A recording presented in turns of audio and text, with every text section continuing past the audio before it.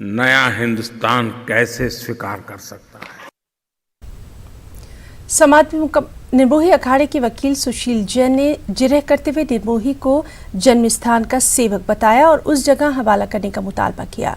वकील ने कहा कि श्री राम जी के नाम पर किसी और को अर्जी करने का हक नहीं है।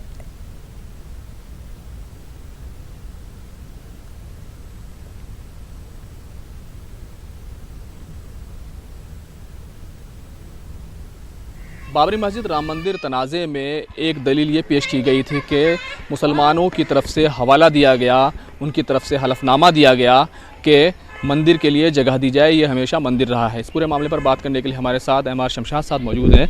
शमशाद साहब, क्या है मामला, क्योंकि ये बहुत बड़ी बात थी। देखिए, ये जो एफिडेविट का जिक्र किया है कल कोर्ट में, वो एफिडेविट्स 1950 में 20 लोगों ने, 20 अयोध्या के मुसलमान लोगों ने शायद मैजिस्ट्रेट के सामने दिया था। उन्होंने शायद, मैं इसलिए कह रहा हूँ क्योंकि वो एफिडेविट जो है देने के बाद वो लोग कहाँ गए उसका पता नहीं। आप कह रहे हैं शायद, और उन लोग की शनाख्त नहीं हुई, तो एक तरह से पूरी तरह से फर्जी है ये एफिडेविट। मैं फर्जी नहीं कह सकता, लेकिन जो लीगल प्रोसेस होता है उस प्रोसेस में अगर कोई एफिडेविट देता है किसी फैक्ट को साबित करने के लिए, तो उसको अदालत में आके बोलना पड़ता है कि मैं एग्जिस्ट करता हूं, नंबर 1, और जो मैंने कहा है।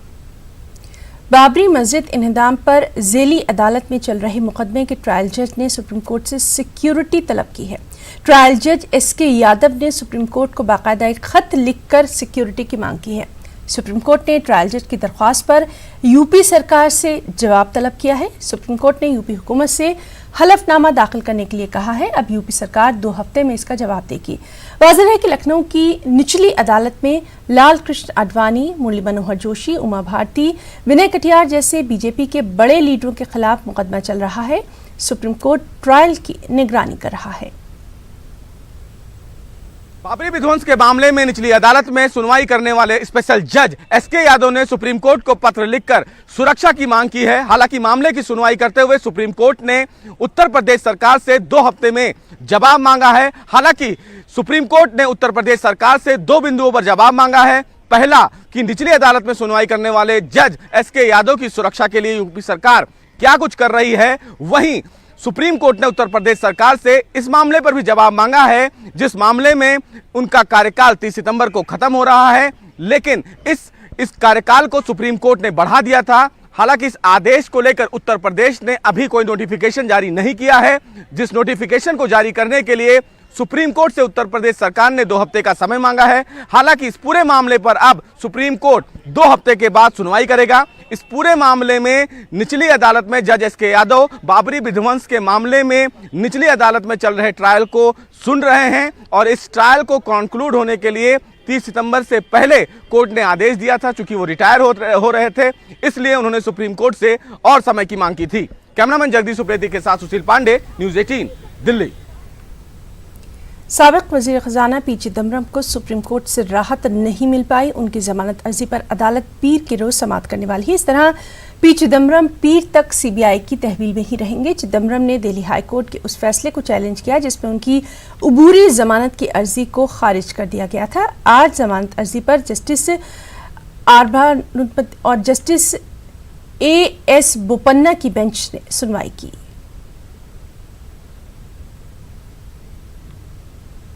आईएनएक्स मीडिया मामले में सुप्रीम कोर्ट में चिदम्बरम द्वारा दाखिल सीबीआई और ईडी दोनों मामलों में सुनवाई हुई। सुनवाई के दौरान कपिल सिब्बल ने यह कहा कि सीबीआई जो पूछताछ कर रही है उसका कोई आधार नहीं है, जिसका विरोध सीबीआई के काउंसिल और सॉलिसिटर जनरल तुषार मेहता द्वारा किया गया। तुषार मेहता ने सुप्रीम कोर्ट को बताया कि भूमिका जो चिदम्बरम की है वो कितनी गंभीर है। उन्होंने ये भी कहा कि सेल कंपनियां भारत में भी बनाई गई थी और विदेशों में भी बनाई गई थी, जिसमें कहीं ना कहीं इन्वॉल्वमेंट पी चिदम्बरम का है। और इंद्राणी मुखर्जी और पीटर मुखर्जी जो आईएनएक्स मीडिया के हेड हैं, उनसे चिदम्बरम ने कहा था कि कार्ति चिदम्बरम का ध्यान रखा जाए।